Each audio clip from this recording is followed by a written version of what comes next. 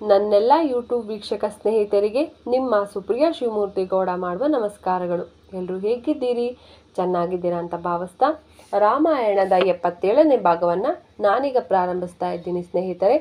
ಈ ಒಂದು ಇಂದಿನ ಸಂಚಿಕೆಯಲ್ಲಿ ಸಂಪೂರ್ಣ ಲಂಕೆಯನ್ನು ಸೀತಾಮಾತೆಯನ್ನು ಹುಡುಕುವುದಕ್ಕಾಗಿ ಸಂಪೂರ್ಣ ಲಂಕೆಯನ್ನು ಹುಡುಕಿದ್ದಾರೆ ಹನುಮಂತರು. ಆ ಒಂದು ಮುಂದುವರೆದ ಭಾಗವೇ ಇದು. ತಾನು ಸೋಲಿನ ವರದಿಯೊಂದಿಗೆ ರಾಮನ ಬಳಿಗೆ ಮರಳಿದರೆ ಅದರಿಂದುಂಟಾಗುವ ಅನರ್ಥಮಯ ಪರಿಣಾಮಗಳ ಬಗ್ಗೆ ಹನುಮಂತನ ಆಲೋಚನೆಗಳು ತಿರುಗಿದವು. ಸೀತೆಯಿಲ್ಲದೆ ರಾಮನು ತನ್ನ ಪ್ರಾಣವನ್ನು ತ್ಯಜಿಸುವನು. ಲಕ್ಷ್ಮಣನು ರಾಮನನ್ನೇ ಅನುಸರಿಸುವನು. ರಾಮ ಹಾಗೂ ಲಕ್ಷ್ಮಣರು ಮರಣವನ್ನಪ್ಪಿದ್ದನ್ನು ತಿಳಿದಂತಹ ಭರತ ಹಾಗೂ ಶತ್ರುಘ್ನರು ಕೂಡ ತಮ್ಮ ಜೀವವನ್ನು ಕೊನೆಗೊಳಿಸುವರು.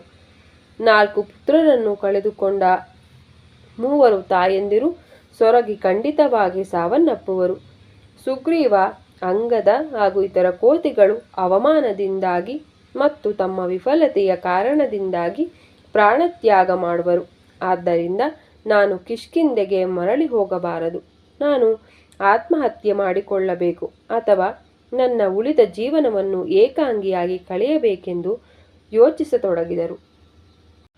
ಈ ವಿಷಣ್ಣ ಯೋಚನೆಗಳಿಂದ ಹೊರಬರಲು ಕಷ್ಟಪಡುತ್ತಿದ್ದ ಹನುಮಂತನು, ನಾನು ರಾವಣನನ್ನು ಕೊಲ್ಲಬೇಕೋ ಅಥವಾ ಅವನನ್ನು ರಾಮನ ಬಳಿಗೆ ಕರೆದೊಯ್ದು ಅವನನ್ನು ಭಗವಾನ್ ಶಿವನಿಗೆ ನರಬಲಿಯಾಗಿ ಅರ್ಪಿಸಬೇಕೋ ಎಂಬುದಾಗಿ ಯೋಚಿಸಿದನು. ಲಂಕೆಯ ಅತ್ಯಂತ ಎತ್ತರದ ರಕ್ಷಣಾ ಗೋಡೆಯೊಂದರ ಮೇಲೆ ಕುಳಿತುಕೊಂಡು ಹನುಮಂತನು ತಾನು ಇನ್ನೂ ಹುಡುಕದೆ ಉಳಿದಿದ್ದ ನಗರದ ಹೊರಭಾಗದಲ್ಲಿದ್ದ ಬೃಹದಾಕಾರದ ಅಶೋಕ ವೃಕ್ಷಗಳ ವನವೊಂದನ್ನು ಕಂಡನು ಮತ್ತು ತನ್ನ ಹುಡುಕಾಟವನ್ನು ಅಲ್ಲಿ ಮುಂದುವರೆಸುವ ಸಂಕಲ್ಪ ಮಾಡಿದನು.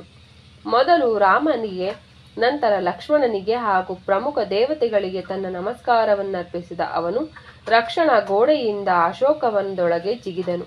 ಆ ವನದೊಳಗೆ ಕೆಲ ಸಮಯ ಸುತ್ತಾಡಿದ ಹನುಮಂತನು ಅಶೋಕವನದ ಇನ್ನೂ ಸ್ಪಷ್ಟವಾದ ನೋಟವನ್ನು ಪಡೆಯಲೆಂದು ಒಂದು ಎತ್ತರವಾದ ವೃಕ್ಷವನ್ನು ಏರಿದನು. ಆ ಮರದ ಮೇಲೆ ಕುಳಿತುಕೊಂಡ ಹನುಮಂತನು ನೀರಿನ ಝರಿಯೊಂದು ಇಳಿದು ಬಂದು ಸಮೀಪದಲ್ಲಿದ್ದ ಕಮಲದ ಕುಂಡವೊಂದರಲ್ಲಿ ಬೀಳುತ್ತಿರುವುದನ್ನು ಕಂಡನು. ಹೂ ಬಿಡುವ ಮರಗಳಿಂದ ಸುತ್ತುವರೆದಿದ್ದ ಈ ಉತ್ಕೃಷ್ಟವಾದಂತಹ ಉದ್ಯಾನವನವು ಸೀತೆಗೆ ಸರಿಯಾದ ಸ್ಥಳವೆಂದು ಅವನಿಗೆ ತೋರಿತು.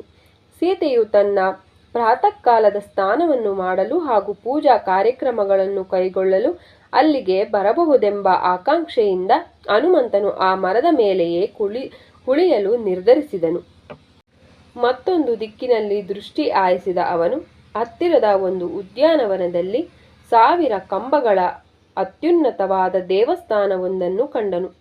ಮಲಿನವಾಗಿದ್ದ, ಹರಿದು ಹೋಗಿದ್ದ, ತೆಳುವಾದ ಹಳದಿ ವಸ್ತ್ರವೊಂದನ್ನು ಧರಿಸಿದ್ದ ಸ್ತ್ರೀಯೊಬ್ಬಳು ಆ ದೇವಸ್ಥಾನದ ಎದುರಿಗೆ ಕುಳಿತಿದ್ದಳು.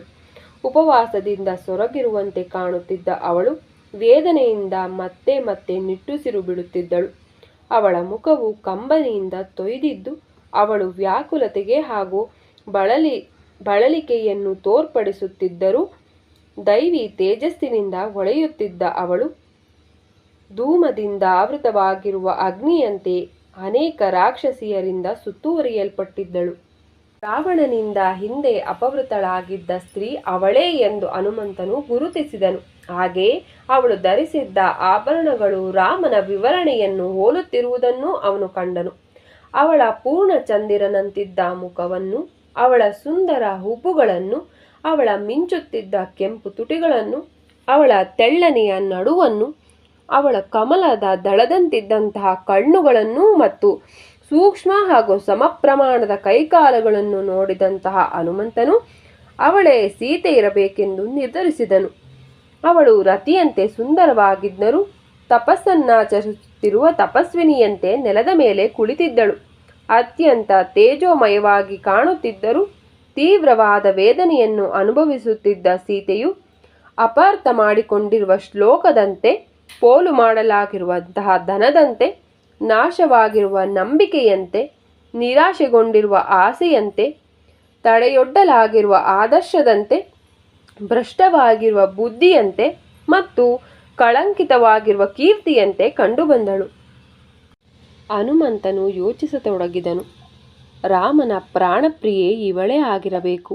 ಅವನು ತನ್ನ ಪ್ರೀತಿ ಪಾತ್ರಳಾಗಿರುವ ಇವಳನ್ನು ರಕ್ಷಿಸುವಲ್ಲಿ ವಿಫಲನಾದೆನಲ್ಲ ಎಂಬ ಅನುಕಂಪದಿಂದ ಕೆಲವೊಮ್ಮೆ ಅವಳು ತನ್ನ ಮೇಲೆಯೇ ಸಂಪೂರ್ಣವಾಗಿ ಅವಲಂಬಿತಳಾಗಿರುವಳು ಎಂಬ ಕೋಮಲವಾದ ಭಾವದಿಂದ, ಇನ್ನು ಕೆಲವೊಮ್ಮೆ ತನ್ನ ಮಡದಿಯನ್ನು ಒಮ್ಮಿಂದೊಮ್ಮೆಲೆ ಕಳೆದುಕೊಂಡೆನಲ್ಲ ಎಂಬ ಕೊರಗಿನಿಂದ, ಇನ್ನು ಕೆಲವೊಮ್ಮೆ ಯಾತನೆಗಳನ್ನು ಅನುಭವಿಸುತ್ತಿದ್ದಾನೆ. ಸೀತೆಯ ಬೆಡಗು ಹಾಗೂ ಸೌಂದರ್ಯವು ರಾಮನಿಗೆ ಹೋಲುತ್ತವೆ. ಲಂಕೆಗೆ ಹಾರಿ ಬಂದು ಎಲ್ಲ ರಾಕ್ಷಸರನ್ನು ಸಂಹರಿಸುವ ತೊಂದರೆಯನ್ನು ತೆಗೆದುಕೊಳ್ಳಲು ಅವಳು ಖಂಡಿತವಾಗಿಯೂ ಅರ್ಹಳಾಗಿರುವಳು.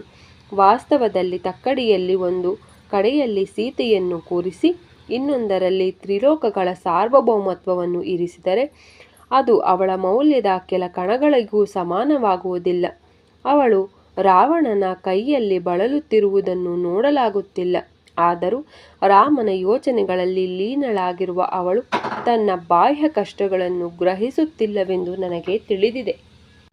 ಮೇಲೇರಿ ಬಂದ ಚಂದ್ರನು ಸೀತೆಯನ್ನು ಹಾಗೂ ಅವಳನ್ನು ಕಾವಲು ಕಾಯುತ್ತಿದ್ದ ರಾಕ್ಷಸಿಯರನ್ನು ನೋಡಲು ಹನುಮಂತನಿಗೆ ಸಹಾಯ ಮಾಡಿದನು.